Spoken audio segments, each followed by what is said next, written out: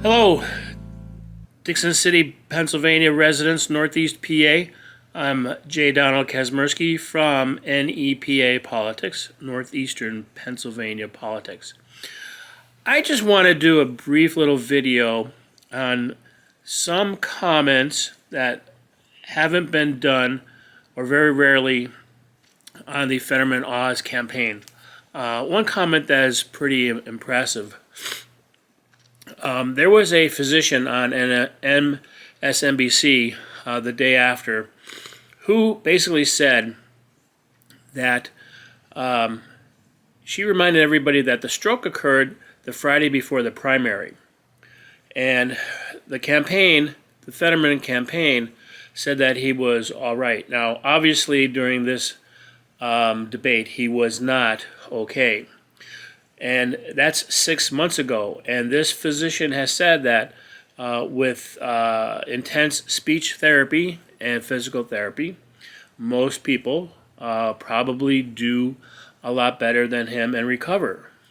But she didn't know, and nor do I, or nor do us, know what kind of therapy he has been receiving. But she mentioned something that's important. She said this may be as far as his recovery can occur. Okay, so he may be like this forever. Now, I don't know that. She doesn't know that, but she's an expert. If you had any experience with stroke victims personally or by treating them, maybe you could comment below on this situation, whether you like the guy or not. But it is important to understand that.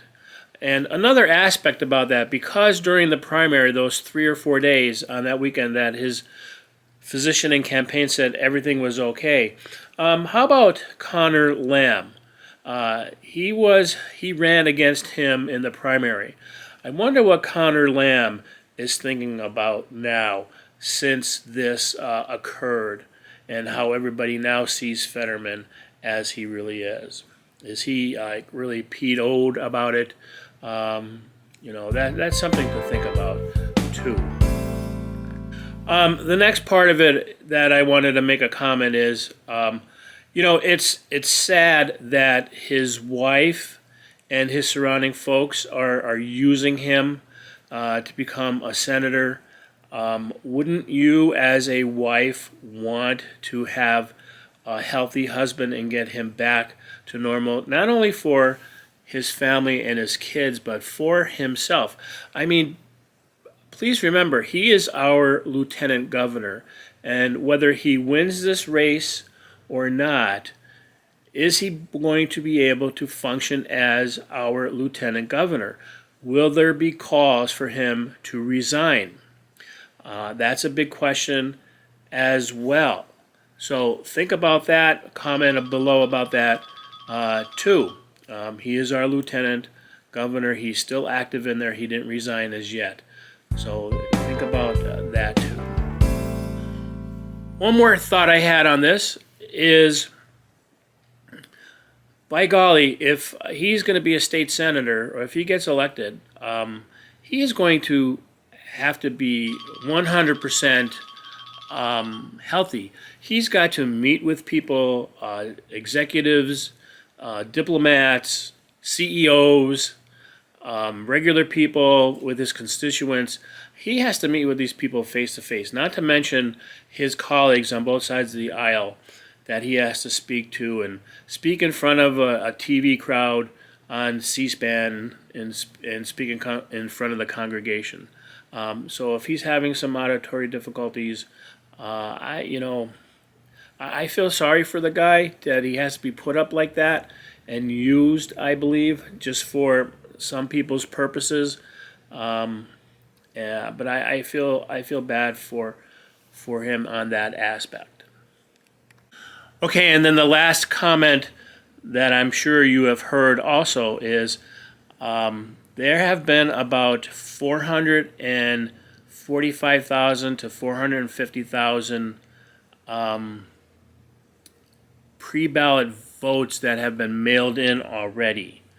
And after this debate, people now are having buyer's remorse.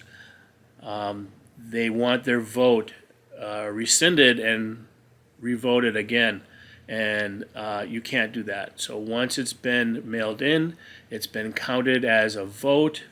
I mean, it hasn't been opened up, but the person's name has been counted as voting, and you can't take that back.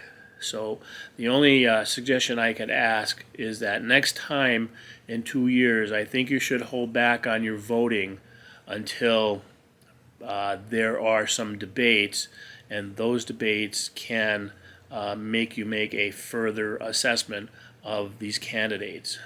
That's my only suggestion to all of you who like to mail in your ballots prior to everything. All right. Comment below and please subscribe. We had another 1 subscriber last week, so I appreciate that person subscribing. Hello to that subscriber.